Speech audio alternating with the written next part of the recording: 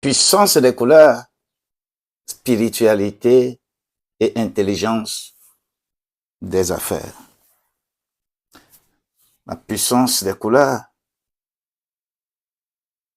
La puissance des couleurs, spiritualité et intelligence des affaires. La grâce de Dieu, la puissance de Dieu, l'onction de Dieu avec nous encore ce matin. Et nous célébrons à tout bout de champ ce que Dieu a déposé dans notre vie. Notre vie, c'est pour Dieu. Ta vie, c'est pour Dieu. Si tu reconnais ta vie que tu donnes à Dieu, Dieu va opérer de très grandes choses dans ta vie. Dieu va changer ce qui n'est pas mauvais, ce qui est mauvais à ce qui est bon. Dieu va t'élever. Dieu va ouvrir tes yeux pour voir là où beaucoup ne voient pas. Dieu va te faire opérer des choses que tu ne pouvais pas faire si tu étais toi-même. La grâce de Dieu demeure la grâce de Dieu dans notre vie et nous irons de grâce en grâce. Le jour où tu reconnais que Dieu est tout et toi tu n'es rien, le jour-là tu commences à savourer toutes les grâces possibles de Dieu. Et moi je me réjouis parce que c'est Dieu qui nous a appelés. Il est avec nous. Il ne nous fait pas mentir. Il nous fait dire la vérité. Comme Paul l'a dit, que nous ne sommes pas de ceux qui frelatent la parole, c'est-à-dire qui utilisent la parole pour des gains. Ceux qui utilisent la parole pour des gains, ils sont si nombreux aujourd'hui. Ils sont là. Ils le font. Et vous les aimez beaucoup. Vous les aimez beaucoup, plus que tout. Mais je voudrais te dire, écoute la vérité et la vérité t'affranchit. L'heure vient. Ce n'est ni à Jérusalem qu'il faut adorer, ni sur cette montagne, ni sur la montagne de Sinaï. Encore moins, c'est la montagne de Séir qui devient un gros problème pour nous. Ni à Corvier, chez moi, ni à Togoville, ni à Lourdes, ni à Marseille, ni à Jeddah, ni nulle part. Mais tous ceux qui aimeraient adorer Dieu, ils n'ont qu'à l'adorer en esprit et en vérité. Si tu adores Dieu en esprit et en vérité, partout tes pieds foulent la terre, Dieu a destiné de bonnes choses là-bas pour toi. Raison pour laquelle je prie et je demande la grâce de Dieu sur la vie de tout un chacun. Vous qui prenez la peine d'écouter ce qu'il faut écouter, de voir ce qu'il faut voir, vous qui priez sérieusement pour que vos yeux soient effectivement la lampe de votre corps, vous ne raterez pas votre cible. Vos objectifs seront atteints. Toi, ton objectif sera atteint. ce que tu poursuis, ce que tu veux, ce que tu aimerais, ça ne dépend pas de ton âge. Hein? Non, non. Il y a des gens qui rencontrent leur bonheur quand ils restent 2 jours, 3 jours pour la fin de leur vie. Ce qu'il faut redouter dans cette vie, le jour où tu n'es plus sur cette terre, qu'est-ce que les gens diront de toi?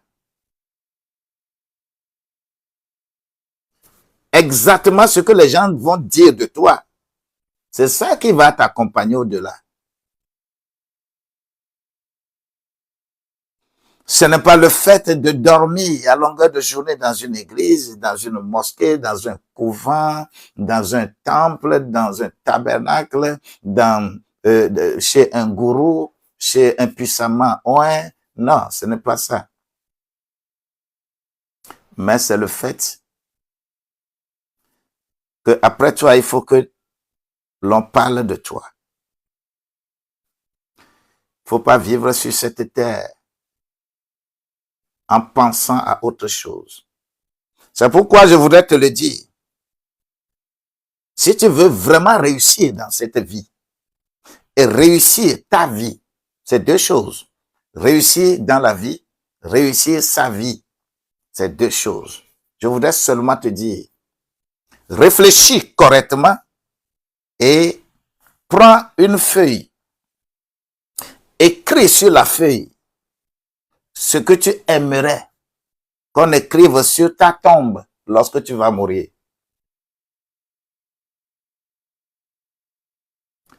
C'est le secret de la vie.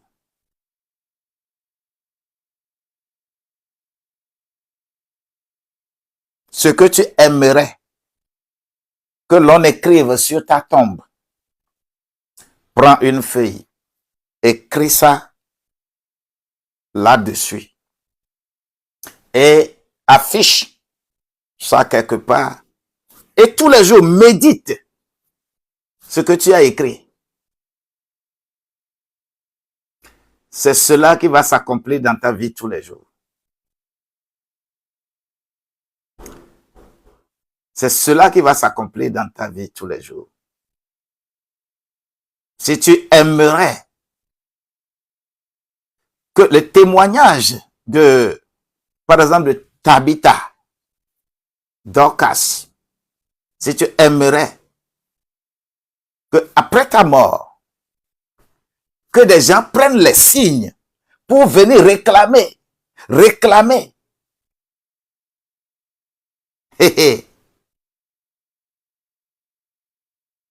Fais tout et marche selon ce que tu as écrit. Mon Dieu va changer radicalement ta vie. C'est ça qui donne d'ailleurs souvent le courage de faire quoi? Le courage d'avancer dans ses objectifs. Quand tu es dans l'objectif, il y a des obstacles sur le chemin parce que tu n'as pas peur de la mort. Tu sais déjà que même si tu meurs, ça va profiter à plusieurs. Le ciel est ouvert et le ciel écoute. Ce sont des paroles difficiles à écouter par l'oreille humaine. Mais lorsque tu as les oreilles spirituelles, ce sont des paroles agréables à écouter. Rien ne vient dans cette vie comme ça. Tout ce que tu as, c'est le fruit de l'effort. Et c'est ce que nous voulons. Que Dieu nous conduise, que Dieu te conduise conformément à tes objectifs. Tu vas les atteindre au nom de Jésus-Christ. Je voudrais dire, en termes de jeu, à quelqu'un, Yaye, que la grâce de Dieu soit avec toi. Sois béni. Anna, sois bénie et élevée. Hervé, que le Seigneur nous touche un à un et qu'il nous élève. Yusa 31, 29. Que Dieu soit avec toi. Bien-aimé Stéphanie Legré, que la grâce de Dieu vous soit multipliée. Celui qui est fidèle dans de petites choses le sera dans de grandes choses. Je prie que Dieu vous donne assez de lucidité, qu'il ouvre vos entendements, qu'il ouvre votre capacité, ce que vos yeux ne voyaient pas, que maintenant vos yeux commencent à les voir. Ce que vous ne pensiez pas, ou bien ce que vous pensiez mauvais, mais vous ne savez pas que ce n'était pas le chemin. Que Dieu vous ramène beaucoup à la raison. Bien-aimé Matthieu, sois béni et élevé au nom de Jésus-Christ. Je dis ce matin, car j'ai déclenché quelque chose hier, et il s'agit de la puissance des couleurs. Et la puissance des couleurs, spiritualité et intelligence des affaires. Tout ce que vous voyez aujourd'hui a été spirituel. Tout ce que vous voyez de façon physique aujourd'hui a été spirituel. Avant que la chose ne prenne corps, il s'agit des gens, des hommes et des femmes qui se lèvent et qui travaillent pour leur donner corps physique. Je prie et je déclare sur ta vie que tout ce que tu médites dans ta tête, tout ce que tu aimerais que ça arrive dans ta vie, je prie que ça s'accomplisse. Le bien que tu cherches et que tu ne l'as pas encore vu, tu attends, tu cherches. Le temps de Dieu est là. Il va prendre ça et mettre dans ta main. Il ne va pas te donner ce qui est trop chaud. Il va te donner ce que tu as demandé. Ce que Dieu a résolu de te donner. Que tes yeux s'ouvrent au nom de Jésus-Christ. Alors, je reprends mon terme. Je vais regarder la couleur et parler de ces couleurs. La puissance des couleurs dans la spiritualité et l'intelligence des affaires. Je lisais hier Matthieu 6, le verset 22. Et tout ce que je dis, si tu prends, si tu en résistes, si tu tiens ça, ça va être la vie pour toi. De nouveaux chemins seront étrayés pour toi. Tes yeux vont commencer à voir des choses impossibles. Tu auras des révélations dangereuses, des révélations qui délivrent toute une famille. Parce que tes yeux vont commencer à voir. On dit l'œil est la lampe du corps. Donc écoute, dans cette petite introduction que je reprends encore, l'œil est la lampe du corps. L'organe qui voit et qui regarde les couleurs, qui regarde la nature, l'organe, la vue, c'est l'œil. Il faut que tes yeux voient tout ce qu'il doit voir. Alors, les couleurs nous parlent de quoi? Les couleurs nous parlent avant que notre bouche ne prononce leur nom, ne prononce quelque chose. Je le dis, les couleurs émeuvent, les couleurs éveillent, les couleurs guident, les couleurs apaisent, les couleurs peuvent apaiser et les couleurs peuvent activer. Alors, depuis la nuit des temps,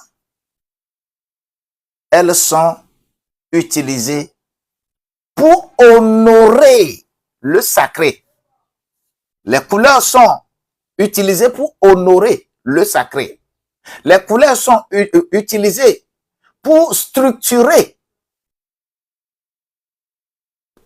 les rituels. Pour structurer les rituels, les couleurs sont présentes. Les couleurs sont là pour bâtir les empires. Quand quelqu'un veut devenir plus fort et dominer les autres, la puissance des couleurs réside là-bas. Les couleurs sont utilisées pour séduire les foules, pour réunir des gens quelque part d'une manière ou d'une autre, et que les gens viennent là, les couleurs jouent véritablement leur rôle. Ce qui veut dire que ce que nous sommes en train de faire, nous allons explorer un peu la puissance de ces couleurs-là dans deux compartiments, deux dimensions. J'ai choisi deux dimensions. Je ne sais pas, après tout, d'autres dimensions peuvent s'ajouter. Parce que dans une réflexion hier, il y avait la dimension des chiffres. Les gens qui font leur numérologie pour vous fasciner, les couleurs fonctionnent aussi là-bas. Les gens que vous visitez et que ces gens-là vous disent, oh, il faut aller prendre la bougie, il faut aller prendre de l'eau, il faut prendre telle huile et allume les bougies comme ça et prends le psaume, prends tel psaume et lis ça tel nombre de fois. On a pris la chose dans la Bible, mais ce n'est pas Dieu que tu adores ça, tu adores une divinité, tu adores le diable.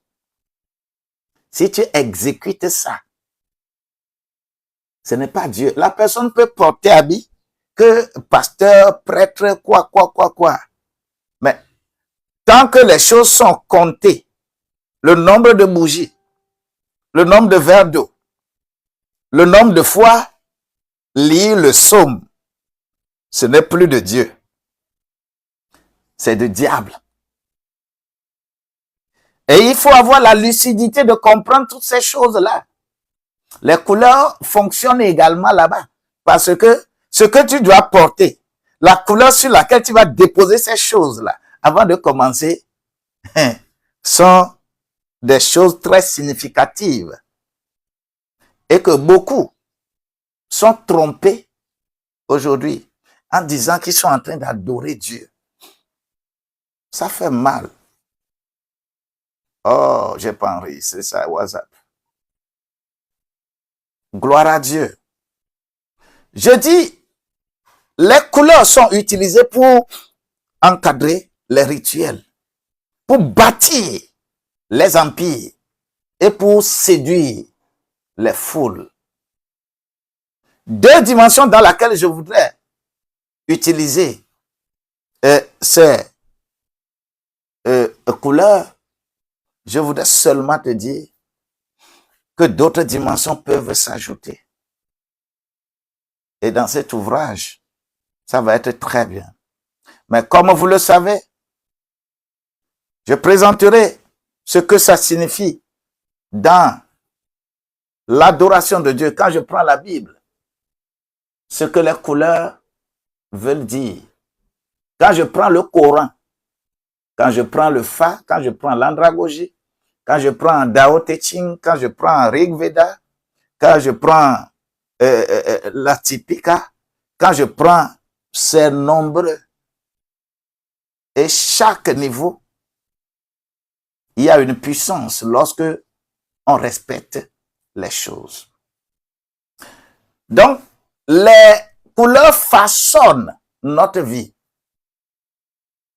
Les couleurs se rapportent au divin. Les couleurs en interaction avec l'économie donnent toujours un résultat. C'est la nature qui produit et que les gens peuvent utiliser ces productions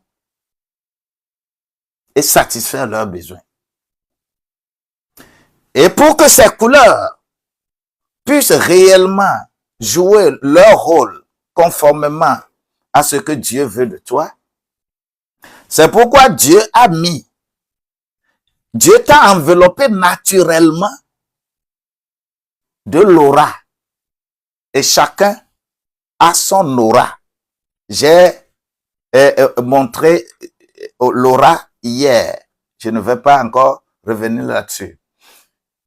Ton aura a une capacité lorsque tu te donnes à Dieu. C'est pourquoi dans une première partie de cette présentation, je vais parler d'abord de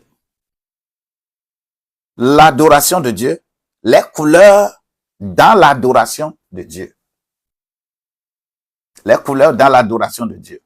Et c'est par rapport à ta vie qui est confiée à Dieu que Dieu peut utiliser ton aura comme cela se doit pour que ta vie ne soit plus une vie misérable. Ce qui veut dire que dans ce premier chapitre, je vais te parler de l'aura humaine. L'aura humaine. L'aura humaine, c'est l'enveloppe d'arc-en-ciel qui te couvre. Les yeux physiques ne peuvent pas voir, mais les yeux spirituels, ceux qui sont dans la science de l'âme, ils perçoivent l'aura des gens. Vous allez voir les gens qui font de la géomancie, des gens qui sont là et vous les voyez, et que vous criez « prophétise, prophétise, prophétise », et qu'on vous prophétise n'importe comment, n'importe où là. Allez, que le Seigneur ouvre vos yeux, que vous puissiez les voir entre minuit et 3 heures. C'est des choses occultes, c'est des choses horribles qu'ils font dans leur chambre pour conjurer l'aura des gens. Et lorsque le jour vient, une fois que tu te présentes devant lui, il peut percer ton aura. Il peut voir ton aura, il peut voir toutes les couleurs qui sont là. Il peut parler de toi.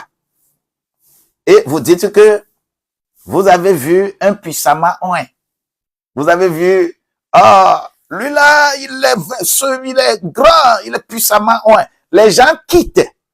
De très très loin vont voyager pour aller le voir parce que il sera capable de pénétrer ton aura. Mais je prie que là où tu es, que seul Dieu puisse gérer ton aura. Je prie que n'importe quelle idée machiavélique, n'importe quelle pensée, n'importe quel projet qui va vouloir détruire ta vie à travers la percée de ton aura soit anéanti au nom de Jésus-Christ. Le monde est terrible. Et je vous le dis, que dans ce monde, ce que vous voyez physiquement ne constitue que 1% de ce qui existe. Les choses qui sont horribles sont dans l'invisible. Et c'est ceux qui sont capables de rentrer dans l'invisible qui peuvent voir des choses horribles. Mais leur cœur ne va pas sauter. Cherchez à causer un peu avec des gens qui peuvent se rendre invisibles. Ils vont vous causer de quand on se rend invisible, ce n'est plus les choses que vous voyez là qu'on voit. C'est autre chose qu'on voit. Quand on devient invisible, on peut traverser une chambre. C'est-à-dire, le bâtiment n'existe pas. Tu vas passer par là, tu vas traverser. Ce qu'on voit physiquement n'existe pas lorsqu'on est dans l'invisible. Et c'est l'aura qui permet aux gens de faire ces genres de choses. Et que ces gens ne les utilisent pas pour vous faire du mal, alors toi, sois sincère avec toi-même, confie-toi à celui qui assure ta sécurité. Ta sécurité là, c'est Dieu qui assure ta sécurité. C'est Dieu qui peut te protéger. Confie-toi à lui. Et rien sur cette terre ne va te terrasser.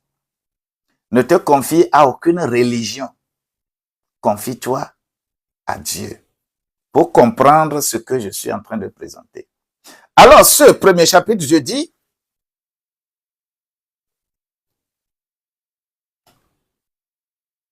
je l'intitule comme ça, l'aura humaine et la fragilité de l'homme face aux forces invisibles.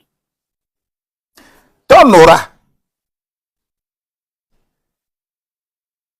ça dépend de toi si ton aura va recevoir des compromissions ou va beaucoup plus cultiver le compromis. Tout contrat spirituel qu'on a avec quelqu'un, c'est parce que ton aura là, son aura l'a voulu. C'est pourquoi je dis ici d'abord le verset, un verset. Je dis ce proverbe. Ce que le cœur ressent, le corps l'exprime. Écoute. Ce que le cœur ressent, le cœur l'exprime. Ce que tu ressens pour ta vie, ce que ton cœur ressent, ton corps va l'exprimer. Ton corps sera capable d'exprimer ce que ton cœur ressent. C'est pourquoi il est écrit que mon fils, confie-moi ton cœur et je vais faire le délice de ton cœur. Ce que ton cœur désire, je vais te le donner. Après avoir donné ça, donner ton cœur à Dieu, Dieu va faire le désir de ton cœur. Mais je suis très persuadé, vous qui êtes ici, il y a des gens qui ont donné leur cœur à leur femme. Elle va briser ça. Et je prie même qu'on te brise ça. Parce que tu es ignorant. C'est écrit nulle part dans une religion de donner le cœur à quelqu'un. Tu remets le cœur à quelqu'un, on va te le briser. Dans un couple, on donne son cœur à Dieu et on donne sa pensée à son conjoint. Le couple marche bien. Ne laisse jamais, quelle que soit la qualité de la personne, de devenir maître de ton cœur. Dieu est le maître de notre cœur. Confie ton cœur à Dieu. Les noms que vous vous êtes donnés dans le mariage, oh mon cœur là. Il faut cesser ça. Il faut cesser. Personne n'a moi mon cœur. Personne ne peut avoir mon cœur. C'est Dieu qui a mon cœur. C'est la raison pour laquelle je peux te donner ma pensée qui est éclairée. Ma pensée qui est révélatrice.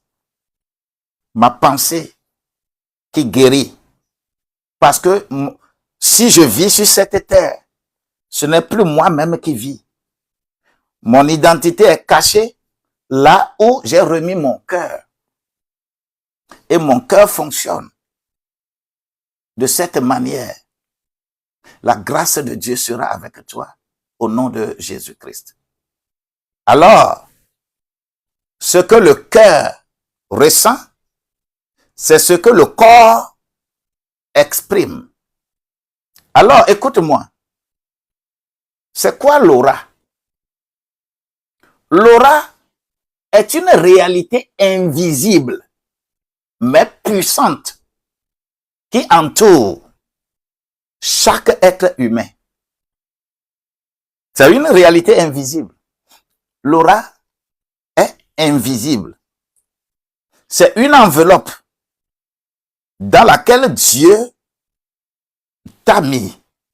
C'est une enveloppe qui est sur toi et cette enveloppe-là est comme arc-en-ciel. Il y a toutes les couleurs. Naturellement, tout le monde a son aura. Ce n'est pas quelque part, il faut aller. Naturellement, nous avons ça. Et c'est ça, notre communication avec le monde. Dieu, naturellement, t'a donné. Mais il te demande d'être dans une posture donnée pour que cela soit opérationnel. L'aura représente le champ énergétique ou spirituel qui émane de l'intérieur vers l'extérieur. OK? Je répète encore. L'aura représente un champ magnétique ou spirituel qui fait quoi? Qui émane de l'intérieur vers l'extérieur. C'est-à-dire de ton intérieur vers l'extérieur.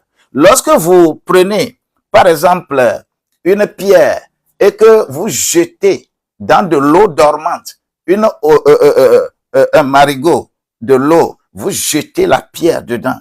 Qu'est-ce qui se passe? Quand ça tombe, ça forme des ondes. Ça forme des ondes. C'est un peu quelque chose comme ça que l'aura représente un champ magnétique, un champ spirituel qui émane de l'intérieur vers l'extérieur. Raison pour laquelle il est écrit dans Matthieu au chapitre 23, verset 26. Il dit, pharisiens, vous là, vous êtes des tombeaux même blanchis. Nettoie l'intérieur de la coupe et l'extérieur sera net. Ta prospérité, ton élévation, ça vient de l'intérieur à l'extérieur, qui est troisième loi de Dieu. Parce que c'est trois lois qui gouvernent le monde. La première loi, c'est la loi du péché et de la mort. Et que tout le monde prend ça pour faire des lois chez eux. Pensant trouver des solutions, deuxième loi, c'est la loi des 10 commandements. Les 10 commandements dans la Bible, là, c'est partout, dans toutes les religions. Et chaque religion a applique les 10 commandements d'une manière. Mais vous ne pouvez pas l'appliquer pour avoir la perfection dans cette vie. Mais la troisième loi à laquelle tu dois prendre plaisir, c'est la loi de l'esprit de vie en Jésus-Christ. C'est seule cette loi qui peut te racheter de la loi du péché et de la mort. La première loi fonctionne parce que il y a punition. La seconde loi fonctionne de l'extérieur à l'intérieur. C'est-à-dire, tu as peur de la punition, c'est pourquoi tu ne pêches pas. Mais la troisième loi, c'est de l'intérieur à l'extérieur parce que ta vie extérieure n'existe plus. Mais tu as une vie intérieure que tu fais sortir chaque fois. Que la grâce de Dieu soit avec toi. Ce qui veut dire que dans de nombreuses traditions que nous avons sur cette terre, des traditions spirituelles, y compris tradition chrétienne, si vous le voulez, parce que être chrétien, c'est une tradition. Mais être enfant de Dieu n'est pas une tradition. La tradition chrétienne, l'aura est perçue comme une manifestation de la lumière intérieure, de la santé de l'âme et de la relation de l'homme avec Dieu, son créateur, et cette relation se manifeste dans son environnement. Et c'est comme ça, lorsque nous avons cette puissance qui fonctionne de l'intérieur à l'extérieur, notre vie sera toujours modelée par rapport à une vie intérieure qui agit vers l'extérieur et non d'une vie qui regarde les choses charnelles et est émue et que les choses-là vont le faire décider de façon mauvaise. Paul a dit aux Galates, dans Galates 3, verset 1, qui vous a fasciné? N'est-ce pas avec la parole que vous avez entendue? Ce n'est pas par l'oreille que vous avez cru. Maintenant, les yeux vous trompent. Qui vous a ensorcelé? Parce que l'extérieur a modifié leur vie, leur foi. L'extérieur, l'environnement ne va pas modifier toi, ta vie. Parce que tu auras développé ta vie intérieure qui agit sur l'environnement et que tu iras de gloire en gloire. Écoute, c'est David, c'est David qui peut prier en disant qu'il va passer dans l'obscurité, dans l'ombre de la vallée de la mort et il ne craindra rien. C'est David qui peut prier comme ça. Moi, je ne peux pas prier comme ça. Parce que son temps là, la lumière ne brille pas encore vraiment de l'intérieur à l'extérieur. Aujourd'hui, là où il y a ténèbres là. Quand moi j'arrive là-bas, c'est lumière qui doit y être. Ce n'est plus possible pour moi de passer par l'ombre de la vallée de la mort avant de ne pas craindre. Comment lumière peut passer dans l'ombre, dans l'obscurité et craindre? Ce n'est pas possible. C'est David qui peut prier comme ça.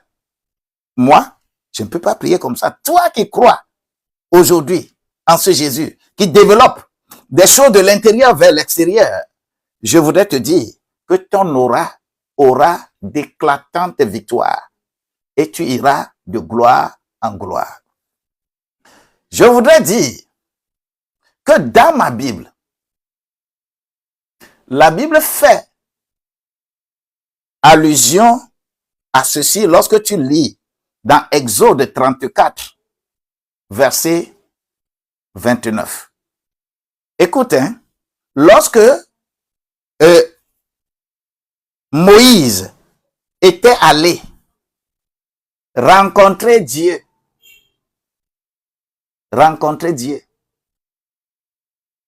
quand il est revenu, qu'est-ce qui se passait? Comment ça se passait dans sa vie?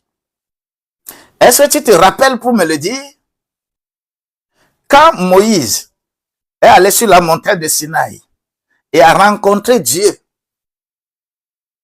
et a causé avec Dieu, a reçu les 10 commandements, a passé 40 jours, 40 nuits devant lui. Quand il est de retour, qu'est-ce que le peuple voyait? Je voudrais que tu ailles lire encore cela dans 2 Corinthiens chapitre 3, à partir du verset 12. Tu vas commencer. Et tout ça là sont des schémas du développement de l'aura. L'aura de Moïse était devenue si éclatante que le peuple regardait, contemplait. Et les Écritures disent que ça là c'est passager.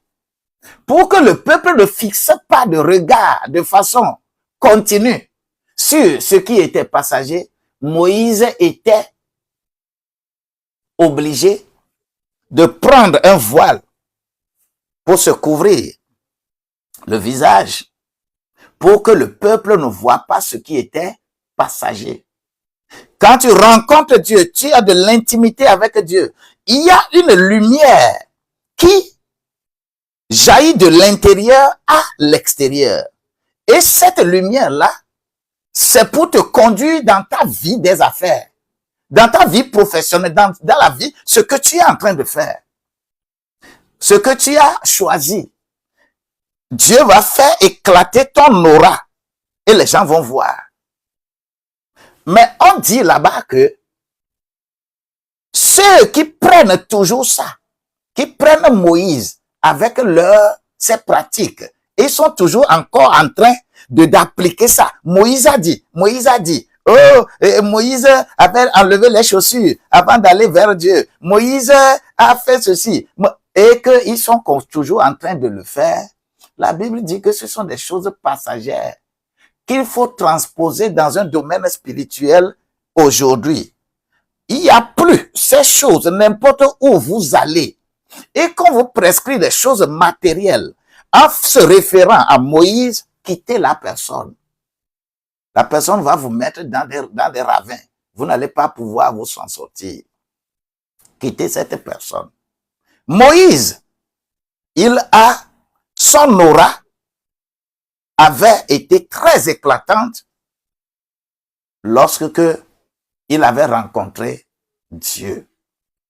Vous savez, Jésus est monté sur la montagne transfiguration. Qu'est-ce qui s'est passé? On a dit que Moïse,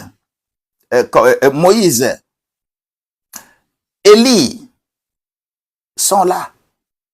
Parce qu'ils ont eu l'expérience de leur aura éclatante. Et comment ça va se passer? Dans notre adoration de Dieu, Dieu utilise cette enveloppe arc-en-ciel naturellement qu'il a placée sur nous et que nous devons activer tout le temps. Il y a des gens qui salissent leur aura et il y a des gens qui améliorent ça. Dans Matthieu, au chapitre 17, verset 2, le visage de Jésus était éclatant. Moïse, Élie, Les disciples vont même dire que, oh, il faudrait que nous construisions 3 temples ici, parce que c'est éclatant. Jésus va leur dire que quand tu vas sur la montagne, ce que tu as reçu, c'est destiné aux gens de la vallée. Donc, descendons, allons vers la vallée pour que les gens bénéficient de ça. Je prie que la grâce de Dieu soit avec toi et que tu comprennes la teneur de ces choses pour améliorer ta vie spirituelle. Il faut être de proximité avec Dieu. Et si tu salis ton aura, Dieu ne s'approchera pas de toi. Dieu ne va pas intervenir lorsque tu vas l'appeler. C'est pourquoi on dit sanctifiez-vous au jour le jour. Écoute encore, l'aura humaine n'est pas figée. Quand on parle de l'aura humaine, ce n'est pas une chose qui est figée, que c'est comme ça que ça y est. Non. Elle change en fonction de l'état spirituel. Ton aura va changer en fonction de ton état spirituel, ton état émotionnel, ton état physique. Si tu es charnel, tu ne veux pas des choses spirituelles, ton aura sera faible. Si tu es émotionnel, ton aura va te faire tomber dans des ravins et on va vite, le diable va vite te prendre. On va te dévorer. Si ton aura est resté intellectuel, resté dans la pensée, laisse-moi te dire qu'il y aura des discussions sur toute ta vie tous les jours. Et on va dire que toi là, tu es un bon débatteur. Je n'ai pas besoin d'être un bon débatteur. Je ne prendrai jamais un verset de la Bible pour débattre que c'est comme ça. Toi aussi tu amènes ton idée, moi aussi j'amène mon idée. C'est encore des dangers publics de l'adoration de Dieu, ça.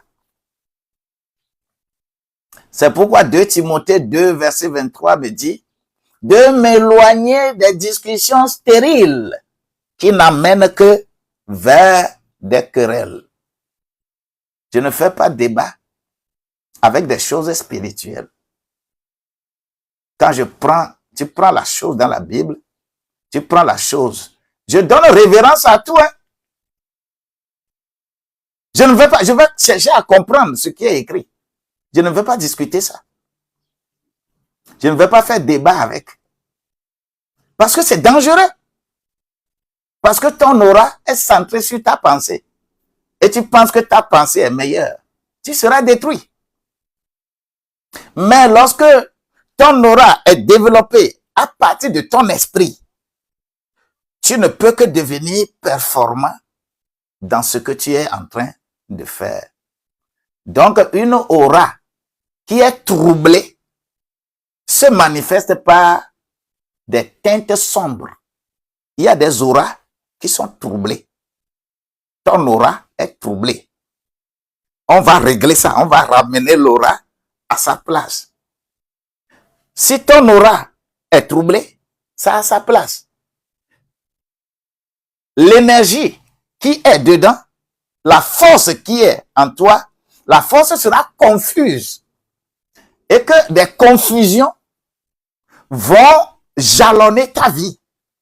Au moment où tu vas faire quelque chose de bon, d'intéressant, des confusions vont s'installer. Mais ne sois pas confus. Le projet sur lequel tu es, je déclare sur ta vie que ces confusions soient dissipées parce que tu as développé un aura, une aura, on dit, à partir de ta pensée, à partir de ton physique.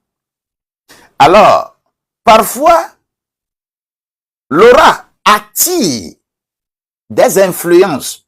Toi-même, tu vas être influencé d'une manière sans le savoir. Ça attire les influences spirituelles néfastes Lorsqu'on t'envoie l'envoûtement, tu prends. Lorsqu'on t'envoie une incantation, tu prends. Tu ne vas pas comprendre. Tu vas prendre. Mais je déclare sur ta vie que à partir de cet instant, que ta vie change. Que ton aura soit consolidée par le Saint-Esprit. Que l'enveloppe naturelle que Dieu a mis sur toi ne fragilise pas, ne la fragilise pas. Ne fragilise pas l'enveloppe. Ne fragilise pas la protection là que Dieu a déposée sur toi. Comment il t'a enveloppé là? Ne fragilise pas ça. N'attire pas des influences négatives dans ta vie, mais attire des inspirations dans ta vie. Lorsque l'aura peut prendre n'importe quoi comme ça, c'est pourquoi il est vital de nourrir son être.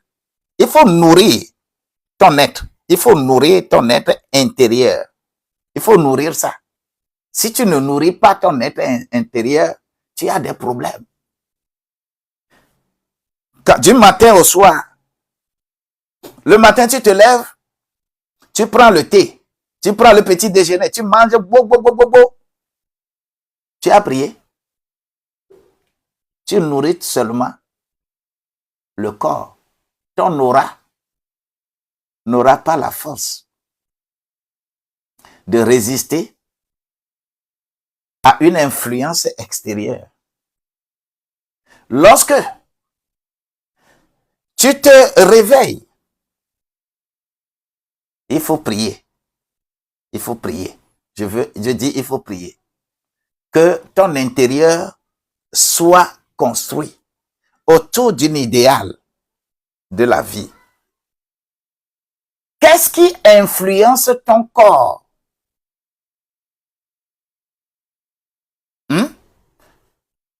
Ce que ton cœur ressent, c'est cela que ton corps exprime. Et c'est important. Lorsque nous prenons 1 Thessaloniciens au chapitre 5, verset 23, on dit que l'homme, ton esprit, ton âme et ton corps soient gardés de façon irrépréhensible jusqu'à l'avènement de notre Seigneur Jésus-Christ. Chaque partie de ton être, doit être nourrie conformément à ce que Dieu veut. Et tu auras la grâce avec toi. Alors, chaque partie de l'être qui est exposée à des forces invisibles. Ton corps est exposé à des forces invisibles. Ton âme est exposée à des forces invisibles. Ton esprit est exposé à des forces invisibles. Tu te couches la nuit, c'est quelqu'un d'autre qui vient faire l'amour avec toi dans la nuit. Tu penses que ton aura là, ça fonctionne bien. Tu sais que tu penses que tu as la protection. Aucun puissamment oint ne va aller prier pour toi, pour que cela soit renforcé, pour que ton aura soit renforcé. C'est toi-même. La qualité de ton cœur détermine la force ou la faiblesse de ton aura. Pour lutter contre la fragilité de l'homme. Tu es fragile. N'importe quoi peut te prendre en chemin. On peut t'envoyer n'importe quoi. Même à la maison, tu vas penser que tout le monde t'aime. Même père, même mère. Ne pensez pas. Tu as ton individualité. Et une fois que quelque chose veut se développer, quelque chose veut être bien avec toi, le monde n'aime jamais que toi tu réussisses. Chacun veut monter sur le malheur de son prochain pour réussir. C'est comme ça le monde fonctionne. Donc, l'esprit est la partie la plus élevée des trois choses. Le corps, l'âme et l'esprit. L'esprit, c'est la partie intime et c'est la partie la plus élevée. C'est l'esprit qui est plus fort que l'âme. C'est l'esprit qui est plus fort que le corps. Quand ton esprit devient faible, quand le corps, ta chair veut être plus fort que l'esprit, c'est que tu es exposé à des choses compliquées. Puisque tes pensées ne vont que exprimer des émotions, des sentiments. Et le corps en est l'expression. Quand tes pensées expriment les émotions, les sentiments, le corps réagit. Mais quand ton esprit est la force intérieure que tu développes vers l'extérieur, tout ce que ton corps va faire, tout ce que ton âme va faire, celui ou celle que ton âme va aimer. Parce que l'amour se développe par l'âme. Est-ce que vous savez ce qui fait développer l'amour?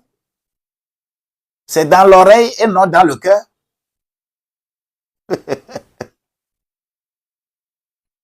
Est-ce que vous savez ça?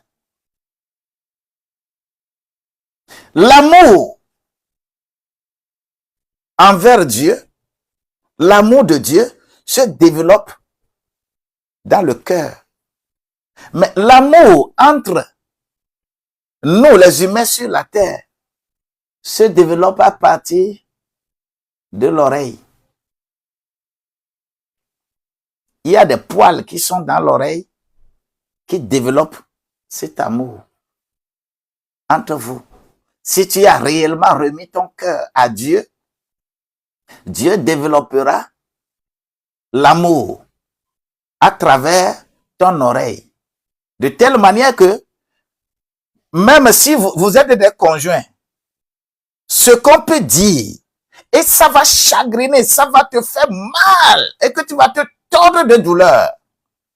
L'amour qui est dans l'oreille amortit l'effet des paroles puantes, l'effet des paroles désobligeantes. Et c'est l'amour-là que Dieu veut que tu développes. Et tout ceci se fait par rapport au développement de ton aura. Oh, gloire à Dieu. Et c'est un amour invisible. Mais il faut savoir que sans le spirituel, nous n'avons pas de protection. Sans le spirituel, l'équilibre entre le corps, l'âme et l'esprit qui composent toi, ce n'est pas possible. L'esprit peut être pollué par des pensées mensongères et occultes. Surtout, aujourd'hui, sur la terre, là, on a pollué l'esprit de plusieurs. Des soi-disant, des gens qui se disent serviteurs de Dieu, se disent pasteurs, apôtres, prophètes. Ils ont pollué tellement l'esprit des gens que lorsque tu parles de la vérité biblique, c'est toi qu'on va lapider. Les esprits sont tellement pollués. Tout est pollué. Lorsque j'écoute des messages pour lesquels les gens applaudissent, les gens crient, prophétisent, je vois le degré d'ignorance de l'être humain sur la terre et comment les esprits sont pollués, suffisamment pollués, de telle manière que personne ne veut plus Dieu. Si nous prenons aujourd'hui des gens qui sont dans des églises et qui font de n'importe quoi, Vous savez, quand j'avais fait l'étude des ethnies du Togo pour soutenir au Singapour, vous savez quel taux, après analyse, vous savez quel taux d'adoration. Les gens qui disent qu'ils sont dans les églises et qui disent qu'ils adorent Dieu. À peine j'ai trouvé 5%. Après analyse du document que j'avais écrit en 2005. Alors qu'en 2005, c'était encore bon. Hein. Les gens, en 2005, les gens adoraient encore mieux Dieu. Mais aujourd'hui, là, ça c'est encore vraiment gâté. Les gens vont à l'église, on leur a pollué l'esprit tellement qu'ils défendent ce qu'on ne doit pas défendre. Ça, c'est l'esprit. L'âme peut être perturbée. Lorsque ton esprit est pollué, ton âme va être perturbée. Pas des blessures émotionnelles. Pas des conflits internes. Combien aujourd'hui, dans nos églises, il n'y a pas de conflit? Je vois des choses sur réseaux sociaux. On dit que non, les vieux pasteurs sont en train de maltraiter les jeunes pasteurs. Donc, il doit y avoir révolution, il doit y avoir... Regardez-moi ça. Regardez-moi ça. Jeune pasteur. On a été aussi jeunes. Et on ne peut pas dire tout ce qu'on nous a fait. Les gens avec qui? Les gens sous qui on s'est soumis. On ne peut pas déclarer tout ce qu'on nous a dit. On ne peut pas déclarer tout ce qu'on nous a fait. Qu'est-ce que vieux pasteur fait à quelqu'un aujourd'hui? C'est parce que le monde est carrément gâté. Les gens sont devenus émotionnels, suffisamment émotionnels au lieu d'être spirituels. Parce que l'âme est perturbée. Tu laisses ton âme perturbée.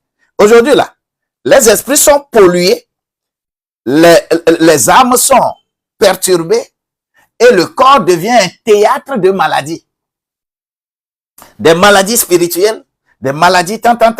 Raison pour laquelle, aujourd'hui, l'église n'est pas un lieu de délivrance. Centre de prière est un lieu de délivrance. Mais l'église est un lieu d'enseignement. Nos églises, on porte le nom église, mais quand tu rentres, là où les gens tombent tous les jours. On dit que le Saint-Esprit est là-bas, il est puissamment un, parce que quand tu vas là-bas, tu vas tomber. Quelle cantate, c'est quoi? Qu'est-ce que vous avez réellement? On a transformé l'église à autre chose. Parce que les enseignements de l'intérieur à l'extérieur sont rejetés. Les auras des gens sont pollués. Les esprits sont pollués. Les âmes sont perturbées. Et les corps sont livrés à des théâtres de maladies psychosomatiques, des maladies traumatisantes, des maladies psychosomatiques, des maladies épuisantes, et que l'épuisement est là tous les jours. On ne va pas à l'église, quel que soit ce que vous avez fait, on ne va pas à l'église adorer jusqu'à revenir à la maison, dire qu'on est très fatigué. Non. L'esprit, quelqu'un qui a l'esprit de Dieu, ne peut pas dire qu'il est très fatigué. Parce que l'esprit ne vient pas fatiguer les gens. L'esprit vient plutôt donner la force. L'esprit vient plutôt donner ce qu'il faut. Parce que vous allez à l'église, vous utilisez trop la pensée, l'aura et l'adoration de Dieu. Ton aura va être réellement dans l'adoration de Dieu si toi-même tu décides d'être avec Dieu. Vous savez, les forces invisibles de la nature sont là. l'atmosphère spirituelle, les ondes magnétiques, les couleurs dominent. Les couleurs qui sont, comment on l'appelle, les couleurs dominantes d'un lieu ont toujours un effet. Couleur, musique, paroles prononcées. Tout ça là rime avec les couleurs. Et le monde est influencé. Le monde, tu es influencé par un monde invisible. Et ce monde invisible est véhiculé par l'aura. Ce monde invisible est véhiculé par musique que tu fais, chanson que tu fais là. Raison pour laquelle les gens qui veulent réussir dans aussi le gospel, ils sont plus pollués. Parce que quoi? Ils vont chercher, on dit que manager, j'ai un manager. Et les managers, souvent, ils signent un contrat avec une divinité. Et ils vont utiliser les couleurs de cette divinité, le modèle de cette divinité, le dessin de cette divinité pour gangréner les choses. Bien-aimé,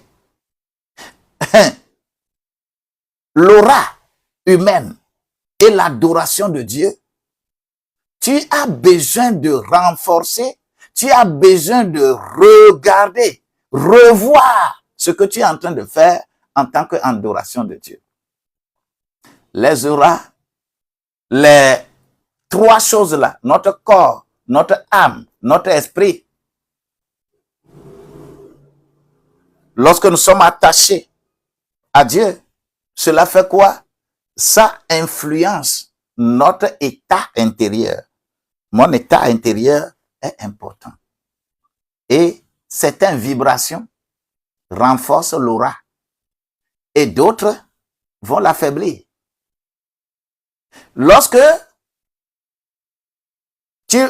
par exemple, qu'est-ce qui renforce l'aura? Quelle vibration renforce l'aura? C'est la prière. C'est la vérité. C'est l'amour. La prière, vérité, amour sont des vibrations qui renforcent l'aura. Mais d'autres vont l'affaiblir parce que quoi? La colère. Quand tu te mets en colère là, ton aura est blessé. Ton aura devient faible. Quand tu te mets en colère, quand tu as peur, tu développes la peur en toi. Tu as peur de quelque chose, c'est ton aura qui reçoit le choc, qui reçoit le chaos de l'environnement toxique. Lorsque tu te mets sur le même banc avec des gens qui parlent des choses mauvaises et que toi aussi tu te plais à rester là-bas, ça affaiblit ton aura. Lorsque tu te mets à discuter n'importe comment, n'importe quoi, et sans l'esprit de Dieu, ton aura est affaibli. Et une fois que l'aura est affaiblie, laisse-moi te dire que le diable peut pénétrer et te faire du mal. Alors, toi et moi, qu'est-ce que l'aura et comment ça joue dans l'adoration de Dieu? C'est de ça que je suis en train de te parler. Donc, dans ce contexte-là, les couleurs jouent un rôle spirituel crucial. Les couleurs que tu as autour de toi, ça joue un rôle spirituel crucial. Les couleurs communiquent. Les couleurs construisent. Les couleurs détruisent, si tu le veux. Conformément à la position de ton aura. Si ton esprit est pollué, tu auras des choses polluées. Si ton âme est troublée, ton aura sera troublée. Et ton corps ne sera que dans la maladie. Et c'est grave. Chaque couleur émet des fréquences qui peut soigner. Quand tu vois n'importe quelle couleur, ça émet des fréquences qui peuvent soigner. Ça peut éveiller ou ça peut blesser selon son usage. Chaque couleur émet des fréquences. Et ceux qui ont, par exemple, je vais prendre ça.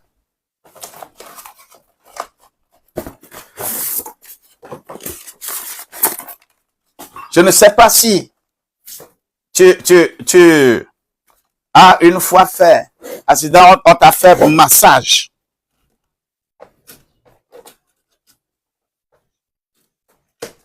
Je regarde ça. Ça là, je fais massage. Vous voyez? Vous allez voir une lumière qui s'est allumée dedans quand j'ai déclenché. La médecine, ceux qui ont eu, par exemple, des problèmes d'entorse, d'accident et autres, quand on vous fait massage là, on allume un truc infrarouge et on fait massage avec.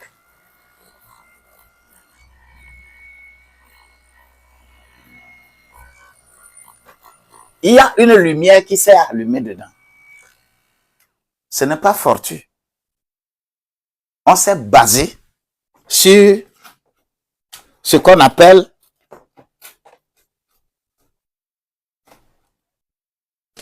attention. On s'est basé sur ce qu'on appelle l'aura pour fabriquer ces choses. Quelque chose qui se développe de l'intérieur à l'extérieur. Et c'est le renforcement ou l'affaiblissement de cette aura qui te donne, qui donne ta vulnérabilité envers les forces obscures de cette terre. C'est pourquoi il est fondamental d'éduquer son regard. Son regard. Comment l'appelle-t-on? Pour sanctifier son environnement visuel. Que ton environnement visuel soit sanctifié. Et que ton aura puisse fonctionner comme cela se doit. Et tu es protégé. Donc, à travers l'aura et la Bible, l'adoration de Dieu est capitale pour celui qui se donne à Dieu et fait développer son aura à partir de son corps, son âme et son esprit. Et l'esprit est la partie la plus forte. Alors, prends soin de ton esprit et que ton âme sera illuminée. N'importe quelle incantation, n'importe quel envoûtement, ça ne va rien te faire. C'est ça, la vie d'un enfant de Dieu. Tu es déjà protégé. Tu as déjà la capacité. Tu n'as plus besoin d'aller prier quelque part pour dire que tu es en train de chasser le sorcier. Parce que tu es ton premier sorcier. Que le diable est contre toi. Le diable a fait ça. Le diable n'a rien fait.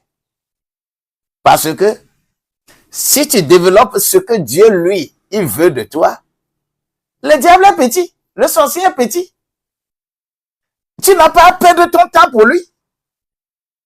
Mais aujourd'hui, nous perdons notre temps beaucoup parce que on nous a pollué notre pensée.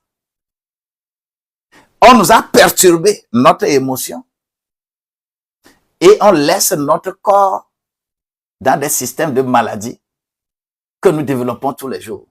Des maladies mentales, des maladies psychologiques, des maladies physiques. Nous les développons tout simplement parce que nous avons de sérieux problèmes de pollution de notre être intérieur. Voilà un peu ce que je te présente. Et je demande que avec ça, quand je présente, j'ai toujours 7 points de prière. 7 points de prière à développer, à prier et à demander à Dieu. Oh Seigneur, purifie mon âme, que mon être intérieur soit purifié et que je m'en vais vers 1 Corinthiens au chapitre 5 verset 23 ça. Purifie mon âme, purifie mon âme, purifie mon âme.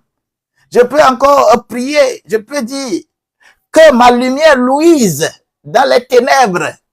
Que ma lumière luise dans les ténèbres. Oui, Matthieu 5, verset 14 à 16.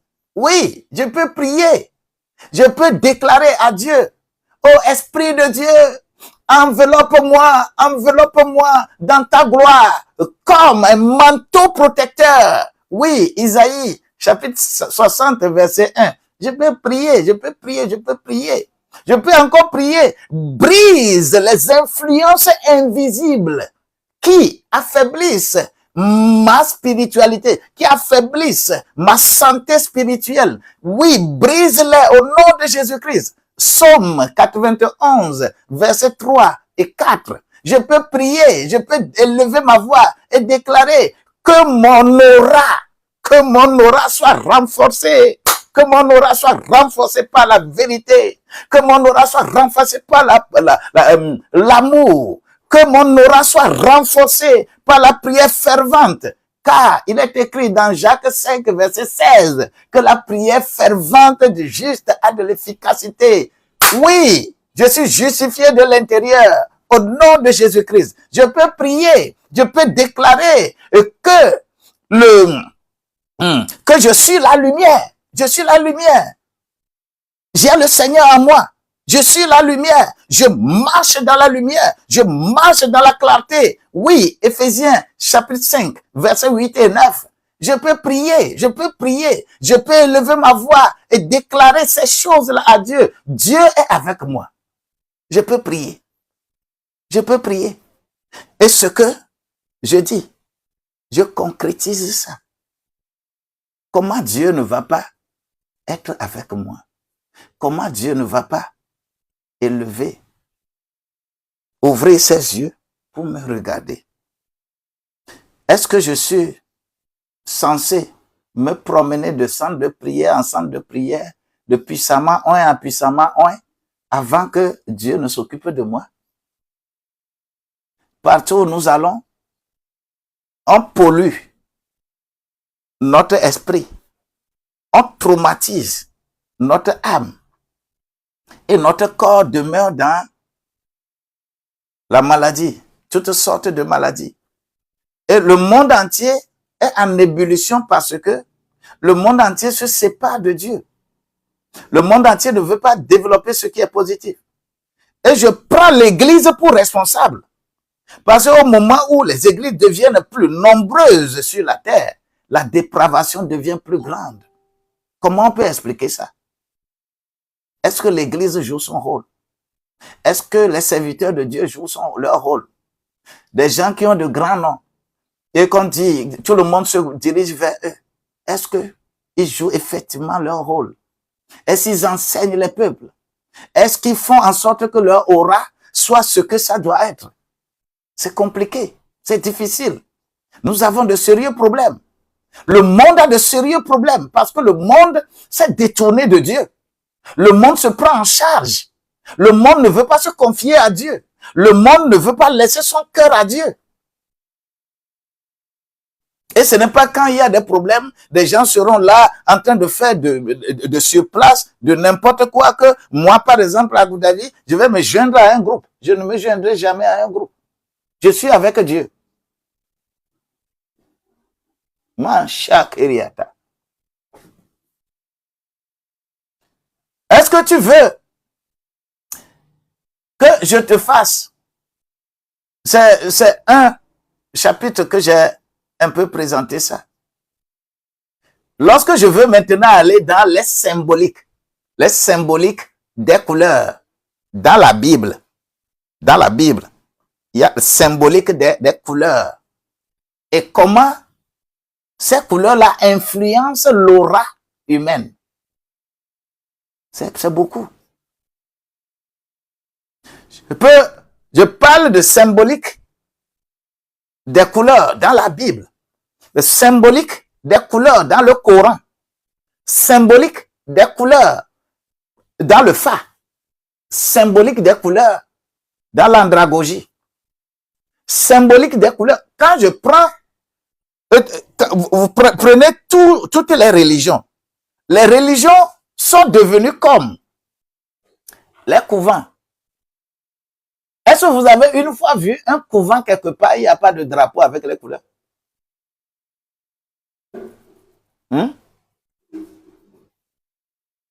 Est-ce que vous avez vu un couvent quelque part, un fétiche quelque part, et qu'il n'y a pas son drapeau avec les couleurs? Vous pensez que c'est fortuit?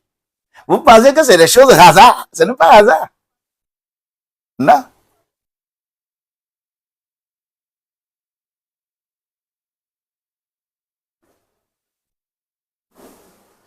Le monde est devenu vraiment matériel. Et c'est grave. Les couleurs sont là. Lorsque vous voyez, quand vous allez d'abord dans Exode, au chapitre 26, quand vous allez dans Exode au chapitre 26, le premier verset, on va dire, fais-le avec le bleu, du pourpre, de cramoisi, bleu, pourpre, cramoisi, et vas-y voir. Le bleu, pourpre, cramoisi. Les couleurs du tabernacle sont tellement significatives. C'est l'ordre qu'on a donné. Je préfère laisser ça pour demain.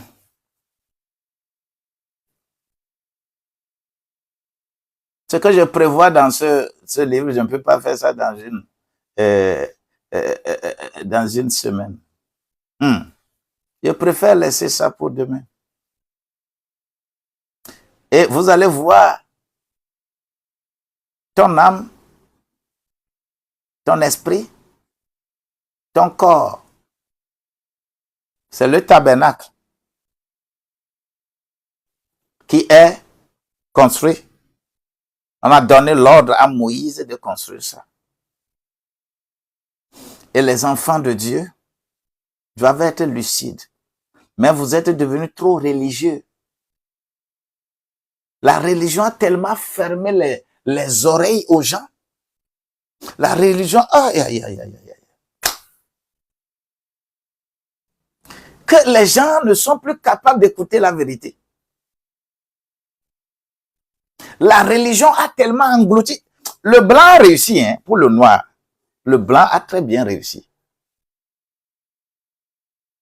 Dans notre langue, on dit que le varan a dit que ce qui est rentré dans ses oreilles avant que l'oreille et qu'il ne devienne sourd, c'est ça qu'il a dans ses oreilles.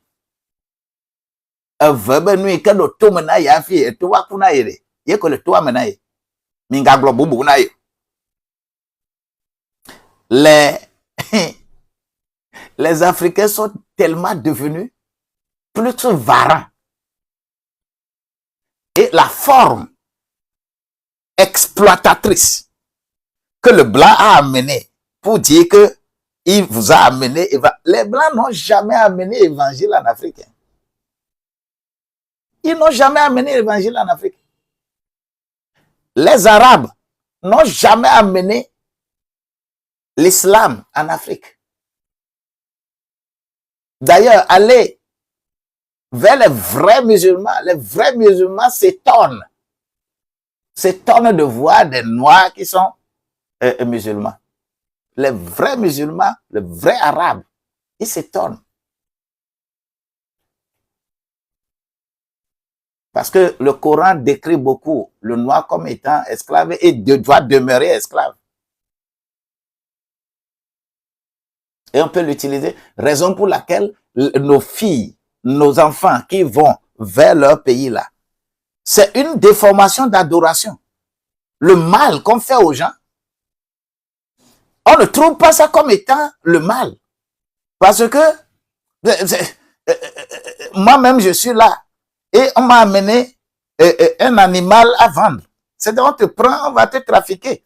C'est facile de prendre le blanc, le noir, de le ligoter, de l'amener au marché pour que on puisse vendre ça à d'autres, pour qu'il soit utile pour lui. Parce que c'est des choses comme ça qui sont à la base de ces livres. Et les gens ne trouvent pas ça que c'est de l'atrocité, de l'esclavage, de quoi? C'est-à-dire quand vous dites que les Noirs sont esclavagisés dans les pays là, ce n'est pas ça. Pour eux, ce n'est pas ça. Parce que c'est la posture. C'est comme ça, leur esprit est pollué.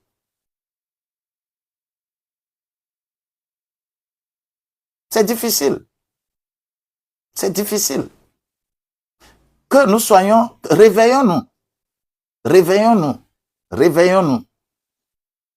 Je ne veux pas continuer aujourd'hui.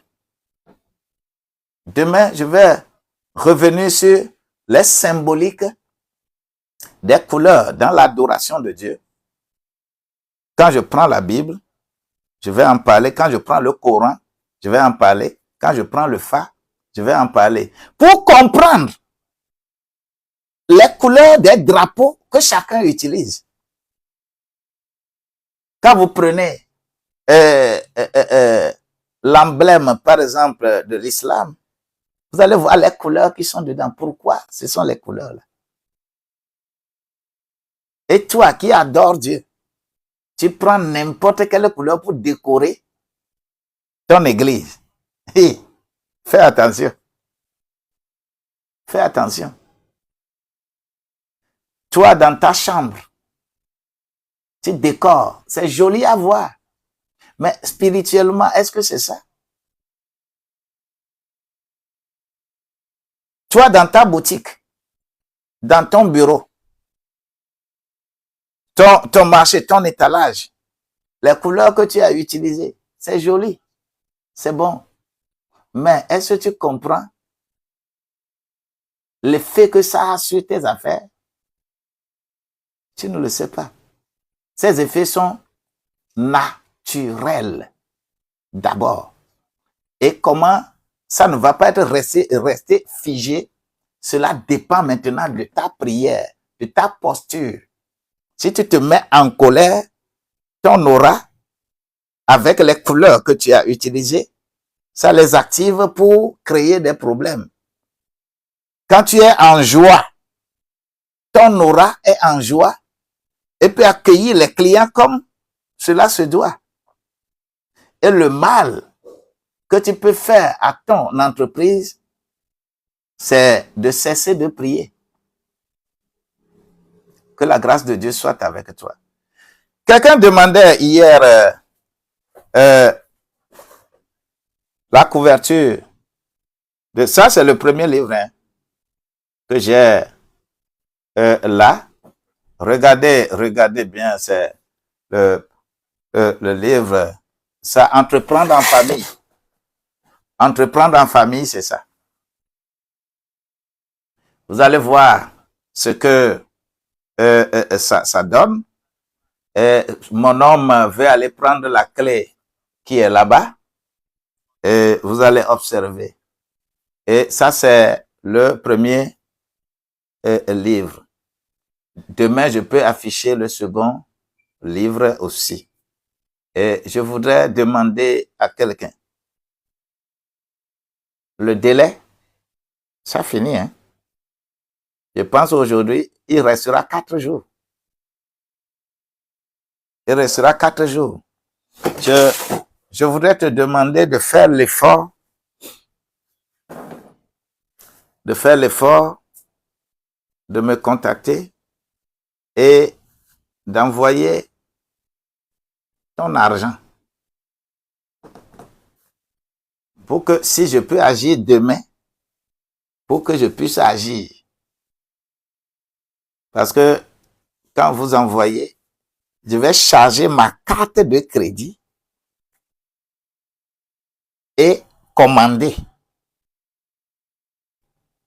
Je dois commander et on doit me livrer. C'est où?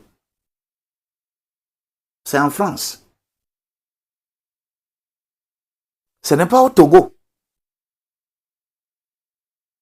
Je dois commander en France et on va me livrer à temps.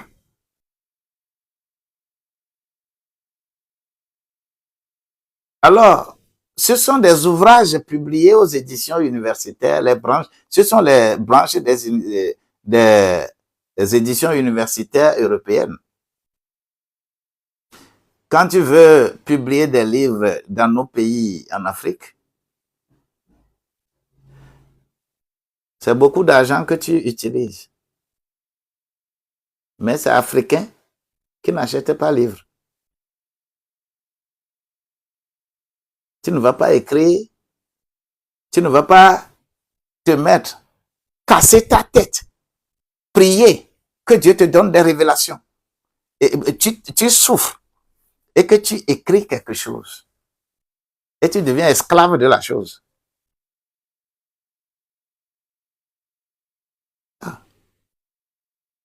L'Africain, il va rester et après, il va venir, il va te dire, oh, est-ce que tu peux me passer ton ouvrage là, je vais lire un peu. C'est ça l'Africain. Vous me voyez ici. J'ai jamais pris de l'argent pour acheter une chemise plus de 10 000 francs. C'est pas possible pour moi de prendre l'argent que j'ai trouvé pour aller acheter une chemise plus de 10 000 francs. Mais j'achète un livre 60 000.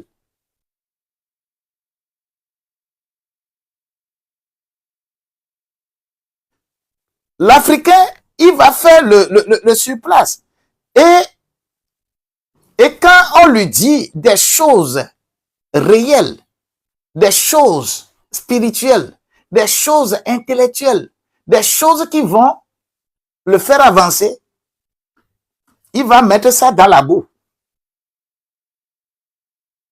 L'Africain est capable d'aller réunir des gens et leur acheter la bière.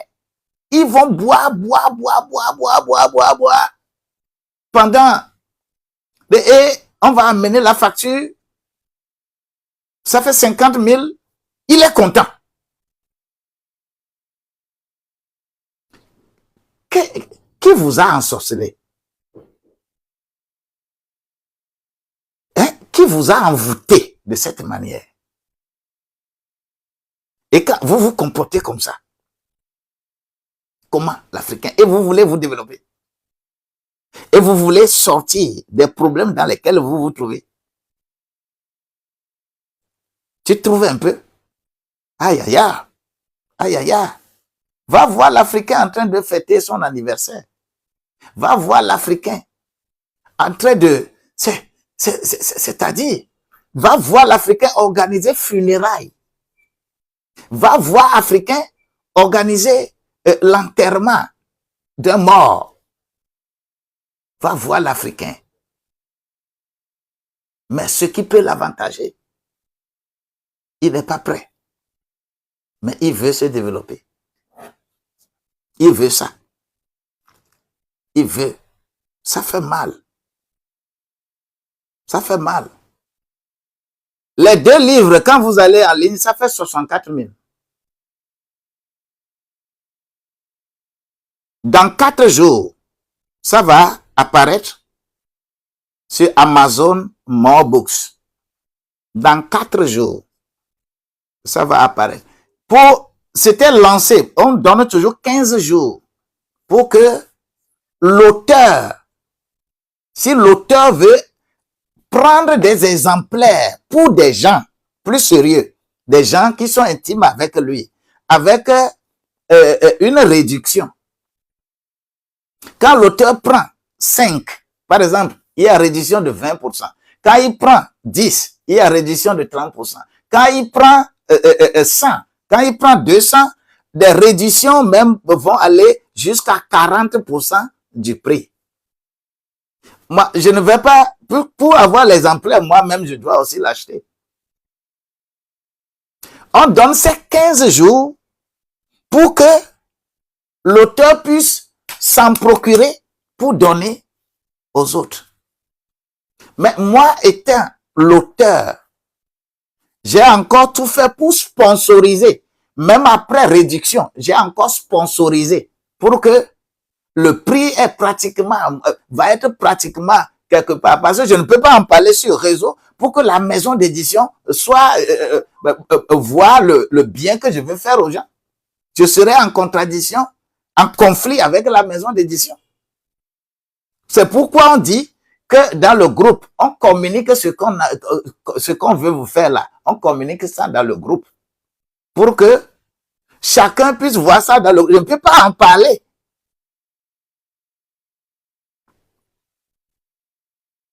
Mais si tu attends, ça fait les 4 jours viennent, la semaine prochaine, tu peux aller bonnement sur Amazon, tu peux aller sur More Books et acheter ton livre. Le bien que je veux faire, si ça ne t'intéresse pas, c'est ça le problème.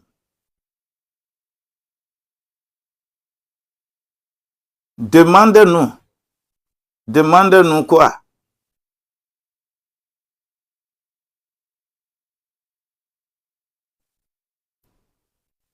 Ouais, si toi tu es en France, si tu le veux, avec moi, tu me transféreras ce que je demande. Mais si tu ne le fais pas, je peux prendre et t'envoyer. Attends, même en France. Mais quand tu es en France, si tu veux acheter ça directement, il n'y a pas de souci. Tu attends. Quand 5 jours vont encore s'ajouter, maintenant, dans 4 jours, le prix promotionnel va finir. Tu peux aller sur More Books. Même quand tu vas sur More Books, tu tapes à Goudavi, tu verras mes ouvrages. Tu verras mes ouvrages. Mes ouvrages sont là-bas, ça va atteindre 6. Ça va atteindre 6 livres là-bas. Et à chaque fois, j'y ajoute. Donc, ce qui vient de sortir, tu attends dans 5 jours, tu vas aller sur More Books. Tu achètes ton truc au prix, puis c'est les 2 livres. Lorsque le premier livre, c'est 43,90 €. Ce qui est là-bas, là, ce que tu vois là, c'est 43,90 €. Le second, c'est 53,90 €. C'est ça le prix fixé, c'est le prix du marché.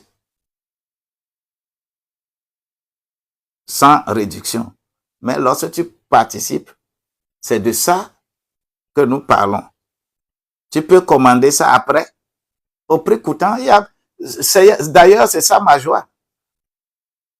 Parce que ce que je suis en train de faire, je suis en train de sacrifier la commission que moi je prendrai sur la vente de ces livres en ligne.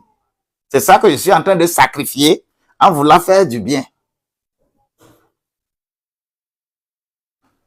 Mais si vous attendez pour acheter ça là-bas, cela veut dire que les gens ont refusé le sacrifice que je veux leur faire. Mais que personne ne vienne vers moi après de lui passer le livre à lire.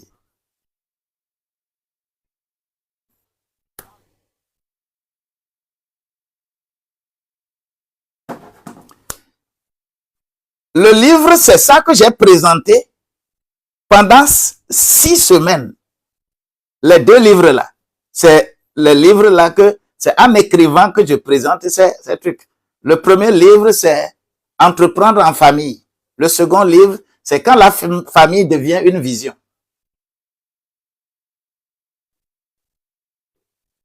Tous les livres traitent de l'entrepreneuriat familial. Il faut que chaque famille soit sincère avec lui-même, avec elle-même, qu'on dit. Et la famille soit productive. Quel que soit ce que vous adorez dans votre famille, la grâce de Dieu va être avec vous pour que la famille relève la tête. C'est ce qui est traité dans ces ouvrages.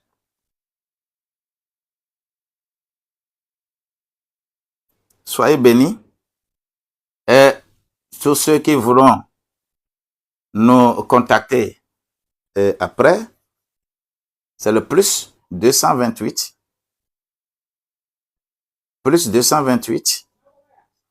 90 12 69 00 plus 228 90 12 69 00.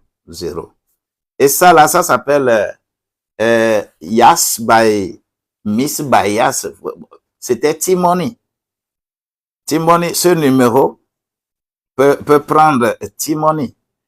Mais Flouze, le numéro plus 228 99 60 90 00 plus 228 99 60 90 00. Les 2 numéros là prennent transfert. Si c'est possible, demain, moi, je peux lancer et commande. Mais si ce n'est pas possible, jusqu'alors, il y a une seule personne qui s'est d'abord manifestée, qui a envoyé son argent. Pour le moment, il y a une seule personne. Alors que pour bénéficier de ces réductions substantielles, il me faut commander un minimum de 10 livres. 10 de chaque. Est-ce que je pourrais encore faire cet achat groupé?